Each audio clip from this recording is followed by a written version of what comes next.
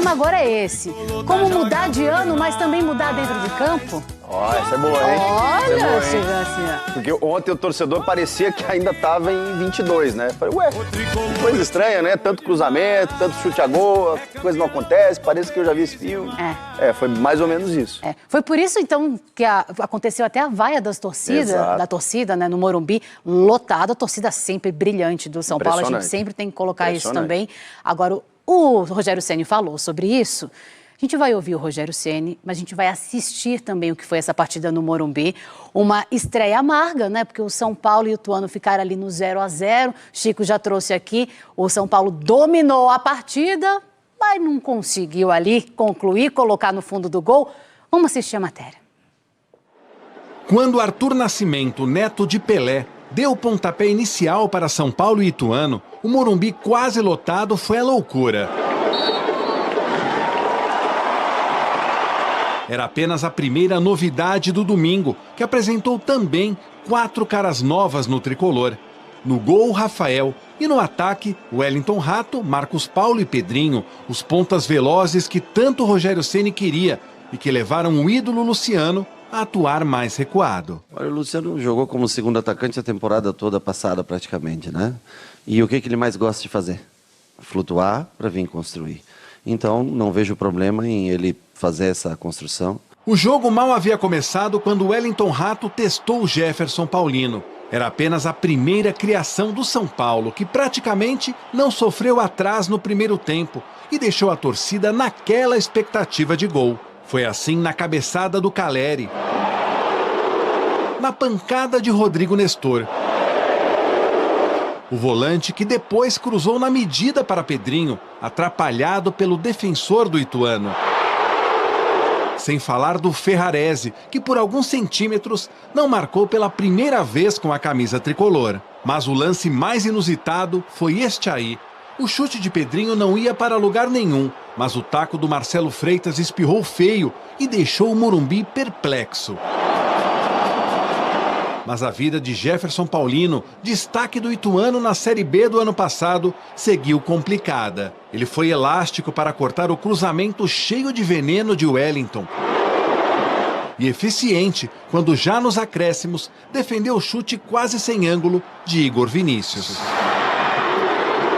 Jefferson impediu uma tarde mais alegre para os 45 mil São Paulinos, que chegaram ao molhado Morumbi cantando e foram embora de uma forma bem diferente. As vaias, eu acho que é um pouco do resquício do ano passado, onde nós tivemos perto de conquistar um título importante, que era a Sul-Americana, não conseguimos, e é natural, o torcedor quer ver seu time vencer. Tá difícil para todos, né? O Ituano se defendeu bastante, jogou com os 10 lá atrás, nós temos que, logicamente, evoluir, temos que melhorar e encontrar alternativas sempre para entrar contra times bem fechados. É evidente que eu não ia vir aqui hoje, chegar aqui e encarar de peito aberto, colocar tudo para frente, querer marcar alto. Não, existia o compromisso com o resultado. Frustrante para o São Paulo, que finalizou 18 vezes, mas em meio a tantas lamentações e incertezas, teve coisa boa para celebrar. O Rato, para mim, acho que foi o que melhor estreou, foi o que mais produziu, mais intenso, mais brigador. Tem bom jogo individual, bom jogo combinado. Eu acho que na parte da preparação física, no espaço, treinamento tático, o Rogério já conseguiu implementar aquilo que ele vem pedindo para a gente. Eu espero poder continuar nessa volúpia, nessa crescente, para que a gente possa conquistar grandes coisas esse ano. Bom, vamos falar do São Paulo, Chico. 18 finalizações. Teve ali um momento com 80% de posse de bola. Ou seja, o São Paulo produziu.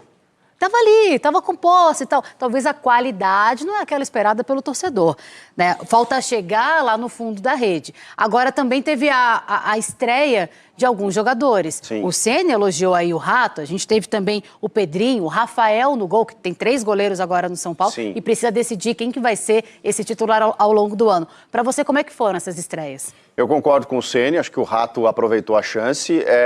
Ele é um jogador bem rodado, né? Já tem 30 anos e tal, não é nenhum garoto, mas não sentiu a pressão de jogar no Morumbi, não lotado, mas com muita gente, 45 mil pessoas, numa estreia, com a camisa do São Paulo, não sentiu. Foi o cara realmente mais envolvido no jogo, que buscou participação ali pelo lado direito. O Pedrinho, o Ceni mesmo disse, eu prefiro o Pedrinho para segundo tempo. Às vezes você pega um lateral cansado e tal, ele tem um contra um muito bom. E o Ceni ainda está buscando, na sexta-feira ele deu uma coletiva, um velocista, porque ele disse que nem o Rato, nem o Pedrinho, nem o Marcos Paulo são, que entrou até no finalzinho do jogo, são velocistas. São jogadores muito habilidosos, mas não são rápidos. E aí ele citou o David do Inter, que ele está desesperado.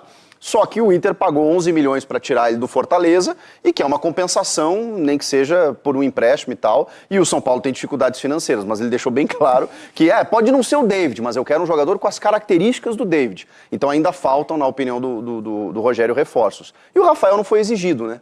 Ele disse na sexta que nenhum dos três merece ser terceiro goleiro. Então o que ele vai fazer? Ele vai usar o estadual para testar e depois vai liberar um deles para ser negociado. E ele deu o argumento de que como o Rafael, os dois já jogaram, o Rafael ainda não, chegou, ele já deu a primeira chance para o Rafael jogar. Agora você falou sobre esses jogadores que o Rogério Ceni está atrás, que ele quer. O São Paulo ele teve que se desfazer também de alguns atletas para começar um ano diferente.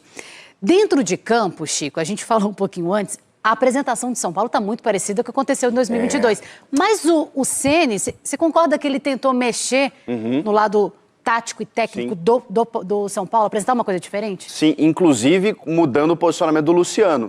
E não funcionou. Tanto Camisa que a 10, torcida, a torcida ficou pegando no pé. Acho que não tem nenhum problema ele vestir a 10. Hoje em dia você vê poucos meias no Brasil vestindo a camisa 10. O 10 do Santos é o Soteldo, que é um jogador de beirada. O 10 do Corinthians é o Roger Guedes, que é um jogador de beirada, um segundo atacante. Então, eu não acho que o Luciano tenha que ser um meia articulador, mas não funcionou realmente. O Ceni até usou o argumento de que, quando ele jogava de segundo atacante, o que ele fazia? Ele voltava para construir. Então, que ele não é uma condição exatamente nova para o Luciano, mas não funcionou. E eu não acho que ele vá conseguir utilizar essa escalação com qualquer adversário. Porque na teoria são 4 atacantes. Na teoria e na prática também, né? Porque você tem o Luciano, Rato, Pedrinho e Caleri. Só 2 volantes. Eu acho que logo o Mendes vai entrar nesse time. Ele já falou que daqui a pouco, né, o Mendes, que ainda não está inscrito, juntamente do zagueiro Alan Franco, logo eles vão jogar, e aí o Mendes talvez dê uma sustentação maior para permitir essa escalação. Mas é arriscado, né? Você meter um 4-2-4 assim, num clássico, por exemplo, acho difícil. E a torcida vaiou o time do São Paulo logo no final, né? Acabou nesse 0-0, até porque tinha muita expectativa. Primeiro para ver um time diferente em campo, obviamente, né? Olha aí, olha. Mais de 45 mil torcedores presentes.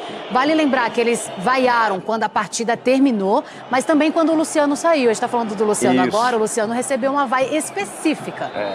Porque assim, o Luciano é um cara muito querido por uma parte da torcida, é um cara que chegou muito envolvido, né? Um cara que fez gols e tudo mais. Mas às vezes, eu acho que o São Paulo mesmo dá um status ao Luciano que ele ainda não tem. O Luciano, na minha opinião, né, idolatria é uma questão muito particular, mas não pode ser considerado um ídolo do São Paulo. Ele é um jogador importante. E o Luciano, o Muricy já falava sobre isso, ele tem um problema, ele às vezes desliga do jogo. E isso o torcedor normalmente não perdoa, né? Mas eu acho que não é tanta a responsabilidade do Luciano. Acho que o Rogério prejudicou um pouco o Luciano no jogo de ontem. E o Rogério argumentou as vaias como um resquício do ano passado. Pode ser, mas é ruim, né? É que se o time não virou a página de 2022 para 2023, os torcedores também não tiveram esse momento. Claro, não é só o resquício da perda do título. É a chance que você tem de começar um trabalho com reforços chegando e você vê o mesmo filme acontecer, bolas na área, cruzamento, o Ituano se fechou e teve méritos, tudo bem, mas poxa, já começar empatando em casa... O Carlos Pimentel fez uma retranca, inclusive o Ceni fala sobre isso também, né? Conseguiu muito bem fechar a casinha e deu certo. Agora, com posse de bola, você não conseguiu marcar, aí é que tem que ser resolvido o problema. E vai ser uma tônica da temporada, né? O São Paulo, não foi a primeira vez que o São Paulo vai enfrentar equipes fechadas, então tem que saber sair dessa armadilha.